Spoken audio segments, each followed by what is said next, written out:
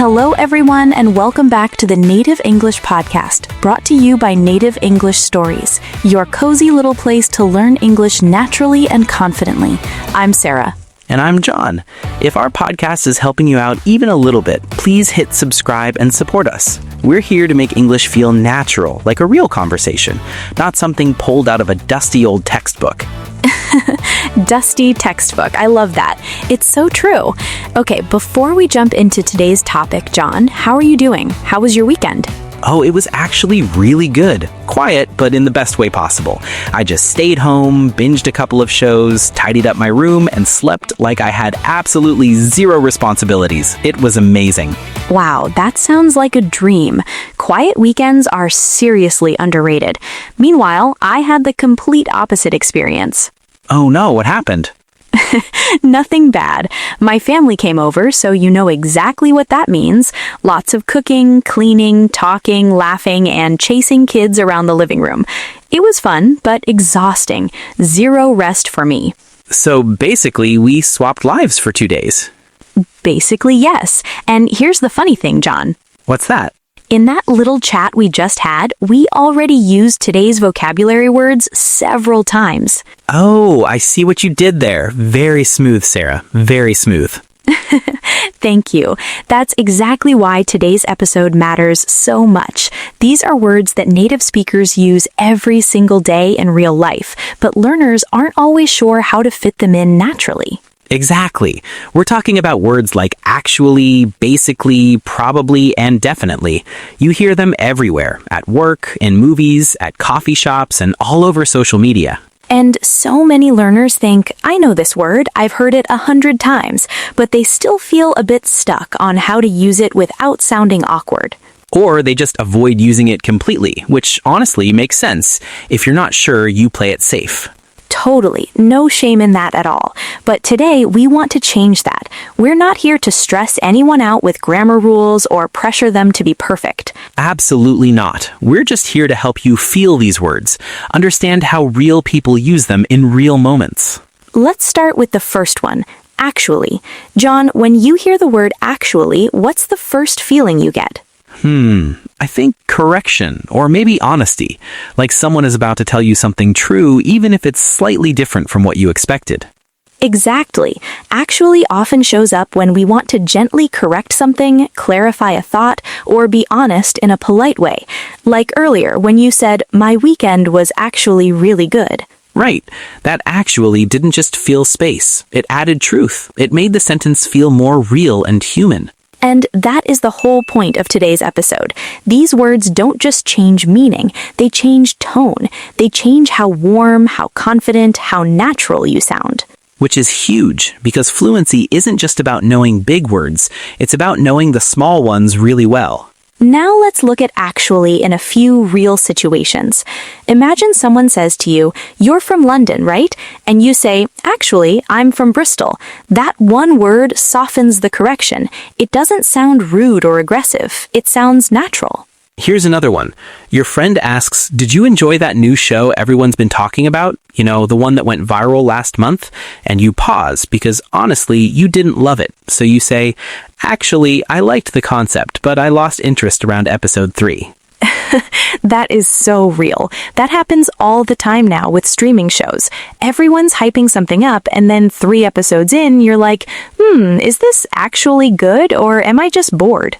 Exactly, and actually helps you express that honestly without being harsh. But here's a mistake learners sometimes make. They use actually too forcefully, like, actually, you are wrong. That sounds almost confrontational. The energy matters so much. A softer version would be, actually, I think it might be slightly different. Same word, completely different feeling. So when you use actually, soften your voice. Take your time with it. Great advice. Okay, let's move to the next word, basically. Oh, this one is so useful, and you're right that native speakers are obsessed with it. Obsessed is the right word. Basically is what you use when you want to give someone the main idea without going into every little detail. It's like a shortcut word. Imagine someone asks you, what do you do for work? And instead of explaining your entire job description, you just say, basically, I manage a small creative team. Done. Clear, easy. Or here's a very current example. Someone asks, how does that new AI tool work? And you say, basically, you type what you need and it writes it for you. You skipped all the technical stuff and went straight to what matters. Wow, that's such a good example. And that's the power of basically. It signals to your listener, don't worry, I'm keeping this simple. But here's the thing learners sometimes get wrong. They say basically and then talk for 10 minutes. Yes, if you're going to use basically, keep it short, because basically is basically a promise of simplicity. If you break that promise, it feels odd. So the rule of feeling is if your explanation is long, skip basically. Save it for when you're genuinely summarizing. Perfect. Now let's talk about probably. This is honestly one of my favorite words in English. Why is that? Because life is uncertain, and probably gives you permission to be honest about that uncertainty without sounding careless or uncommitted. That's so true. Learners often feel pressure to sound completely sure about everything, so they say things like, I will come tomorrow, but inside they're not 100% sure. And that creates unnecessary pressure. Probably fixes that. You just say, I'll probably come tomorrow. Honest, natural, no pressure. Here's a situation everyone can relate to. Your friend texts you about a party this weekend. You're not sure if you'll be in the mood, so you reply, I'll probably stop by for a bit. That sounds real. It manages expectations. It doesn't overpromise. And it actually makes you sound more mature, not less confident, because you're choosing honesty over a fake promise. Now, one thing that confuses learners is the difference between probably and maybe. Good question, right? Great question, actually. Here's the simplest way to think about it. Maybe is around 50%. You really don't know. Probably is more like 70 or 80%. You're leaning toward yes, but not fully committed. So if someone asks, will you apply for that new job? And you say, maybe, that means you haven't really decided. But if you say, I'll probably apply, that means you're leaning toward doing it. Exactly. It's a small difference, but it changes the whole feeling of the sentence. Okay, now for the final word of today. Definitely. The powerful one. Yes, definitely is confidence. It's strong, it's clear. When you say definitely, people feel reassured. They trust you. But that also means you have to be careful with it, because if you say, I'll definitely call you, and then you don't call, that breaks trust. You used a strong word and didn't follow through. Wow, that's such an important point. Use definitely only when your actions will back it up. Like, I'm definitely coming to the meeting, or this is definitely worth reading. Those feel real because you mean them. But here's something interesting, though. A lot of learners overuse definitely because they think it makes them sound more fluent or more confident. But actually, using probably in the right place sounds more fluent than using definitely in the wrong place. Say that again because it's so good.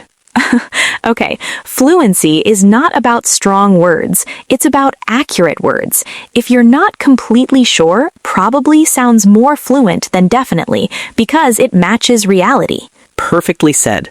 Let me give a quick comparison. I'll definitely finish the report tonight. That has pressure. Versus, I'll probably finish it tonight. Just need to check one thing. That sounds honest, professional, and calm.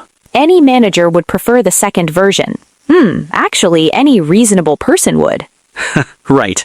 Okay, let's do a quick role play using all 4 words naturally. I'll be the friend. And I'll be the one answering.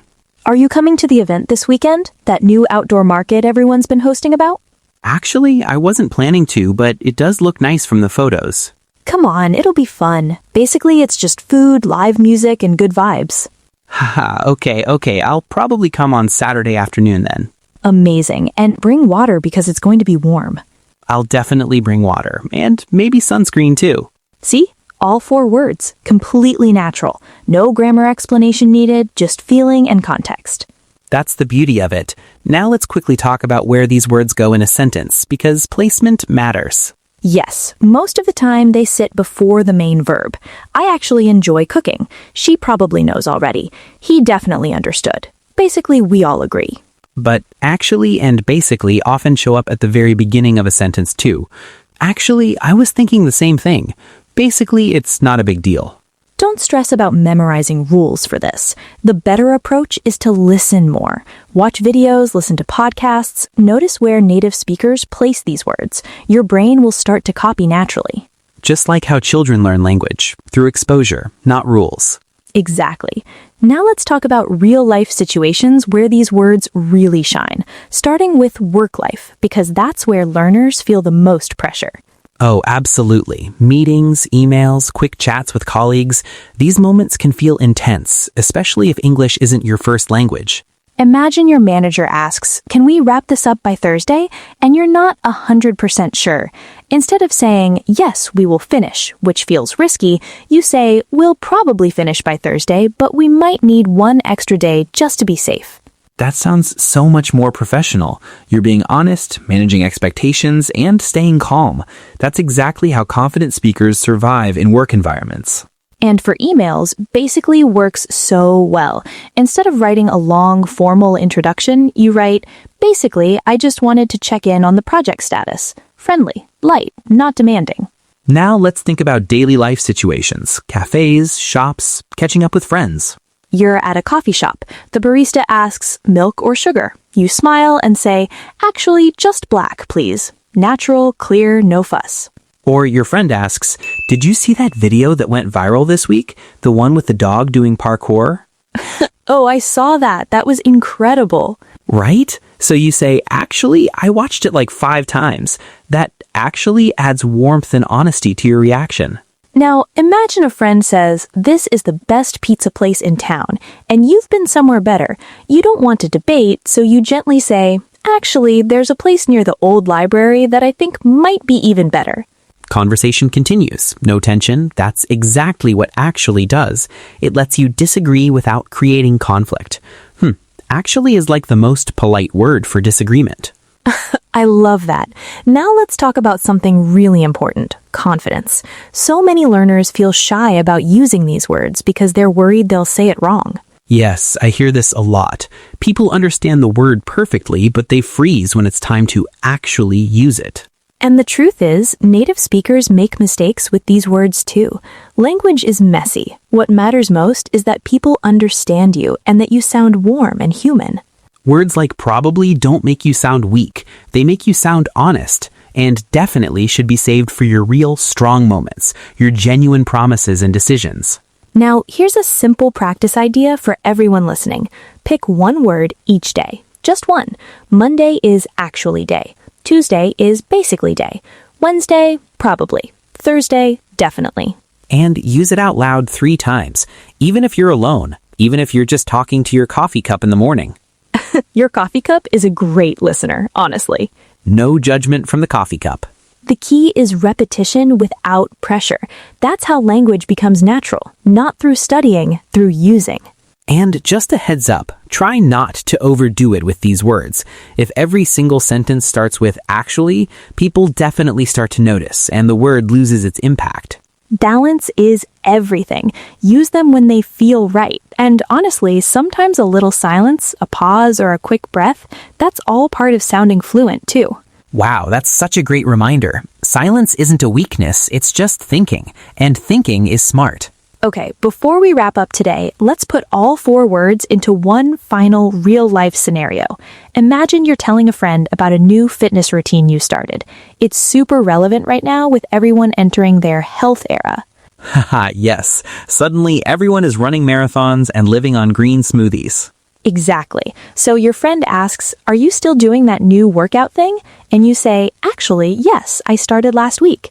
Then they ask how it's going, and you say, "Basically, it's just 30 minutes in the morning, nothing too intense." They ask if you'll keep at it, and you say, "I'll probably stick with it. I actually enjoy it way more than I expected." And then you decide, "I'm definitely doing it again tomorrow." That sounds so real, so human. That's exactly what we're aiming for. Not perfect English, but real English. Now it's your turn. Head to the pinned comment below for today's practice challenge. Write one sentence using this and one using those, something real from your own life. And if you're sitting there thinking, "I'm not sure my English is good enough," I want you to hear this. You are listening to a podcast in a second language right now. That is not nothing. That is actually impressive. Wow, yes, give yourself some credit for that. Language learning is a slow journey, and that is perfectly okay. Progress over perfection, always. If today's episode helped you, please like, subscribe, and share this with someone who wants to improve their English but feels a bit nervous about it. We're building confidence together, one word at a time. See you in the next episode. Keep going. You're so much closer than you think. I'm Sarah. And I'm John. You're listening to Native English Podcast, brought to you by Native English Stories. Bye-bye, everyone. Bye.